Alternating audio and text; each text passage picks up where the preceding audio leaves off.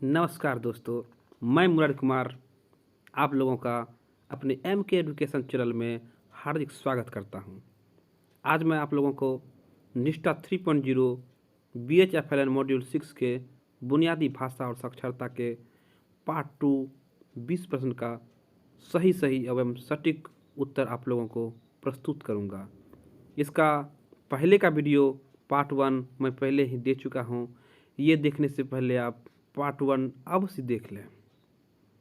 आगे की वीडियो शुरू करने से पहले आप लोग मेरे चैनल को लाइक, सब्सक्राइब एंड शेयर करना ना भूलें। धन्यवाद। आइए अब शुरू करते हैं। लिखने की प्रक्रिया पढ़ने के समानांतर होती है, क्योंकि इसका सही जवाब है दोनों अंतर संबंधित है। अगला प्रश्न है, दिलचस्प घटना यह है कि भाषाएं डैश तरीके से सीखी जाती है। इसका सही जवाब है एक समान। अगला प्रश्न है, पढ़ने और लिखने की गतिविधियां।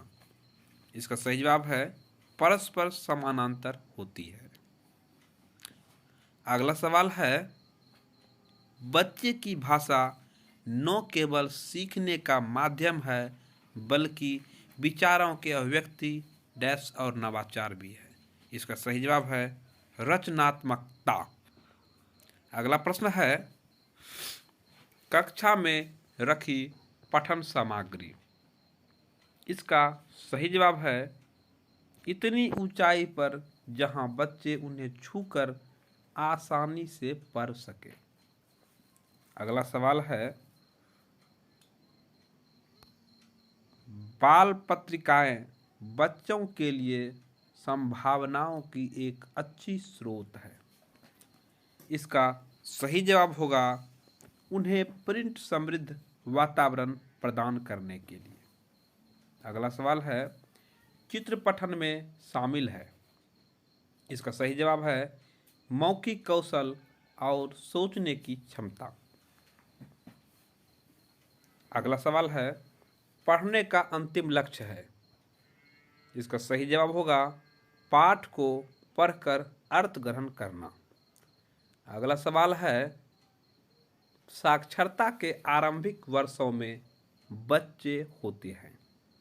इसका सही जवाब होगा अपने आसपास की दुनिया की खोजबीन करने के इच्छुक। अगला सवाल है, पढ़ने का अंतिम लक्ष्य है। इसका सही जवाब होगा पाठ से अर्थ ग्रहण करना।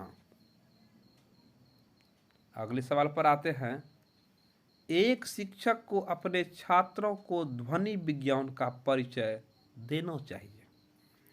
इसका सही जवाब होगा उस समय जब बच्चे भाषा के यांत्रिक पहलू को सीखने के लिए तैयार हो। अगले सवाल पर आते हैं, संयुक्त रूप से पढ़ना क्या है। इसका सही जवाब होगा जब शिक्षक द्वारा सर्वाधिक सहायता दी जाती है। अगले सवाल पर आते हैं, कहानी, कविता, तुकबंदी आदि साहित्यिक विधाएं एक शिक्षक को बच्चों को डैश संलग्न करने में मदद करती है। इसका सही जवाब होगा सार्थक और प्रसंगोचित तरीके से। अगला सवाल है, एक शिक्षक को भाषा कक्षा में बच्चों को डैश के लिए पर्याप्त अवसर प्रदान करना चाहिए। इसका सही जवाब है आत्म अभिव्यक्ति। अगला सवाल पे आते हैं, भाषा सीखने में संदर्भ का विशेष महत्व होता है क्योंकि इससे बच्चों को मदद मिलती है। इसका सही जवाब होगा किसी शब्द विशेष के अर्थ को समझने में। अगले सवाल पर आते हैं, भाषा की कक्षा में ओपन एंडेड या मुक्त निर्देश की अत्यंत महत्वपूर्ण भूमिका होती है क्योंकि इसका सही जवाब है बच्चों को अपने ज्ञान और अनुभव का विस्तार करने का अवसर प्राप्त होता है। अगले प्रश्न पर आते हैं। अगला प्रश्न है, साइलेंट पीरियड या मुक्त अवधि क्या है?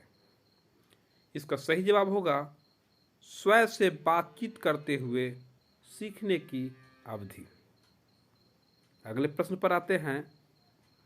भाषा कक्षा में शिक्षक पिक्चर टॉक अर्थात चित्रों के माध्यम से पाठ आधारित चर्चा का प्रयास करता है, क्योंकि इसका सही जवाब है यह परंपरागत पाठ को पढ़ने की दिशा में एक महत्वपूर्ण कदम है। अगले प्रश्न पर आते हैं। भाषा सीखने में अंतराल अवधि क्या है? इसका सही जवाब है अभिव्यक्ति की एक आत्मनिहित प्रणाली का विकास। अगले प्रश्न पर आते हैं। बच्चों के लिए प्रिंट समृद्ध वातावरण अनिवार्य है, क्योंकि इसका सही जवाब होगा यह समझ के साथ पढ़ने के लिए प्रेरित करता है। अगले सवाल पर आते हैं। तो मैंने 20 में 20 क्वेश्चन का आंसर दे दिया है और आप देख रहे हैं मैंने एक भी क्वेश्चन स्किप नहीं किया है। अब हम सबमिट बटन को क्लिक करेंगे और आप रिजल्ट देख लीजिएगा। लीजिए, मैं अब सबमिट बटन को क्लिक करता हूँ। ये देखिए मेरा आंसर स्कोर है 20/20, यानी 20 में 20 सही, एक भी गलत जवाब नहीं है। अंत में दोस्तों, मेरे चैनल MK एजुकेशन को please like and subscribe and share करना ना भूलें और बेल आइकन को जरूर दबाएं ताकि मेरा सारा वीडियो आप तक सबसे पहले पहुंचे। धन्यवाद।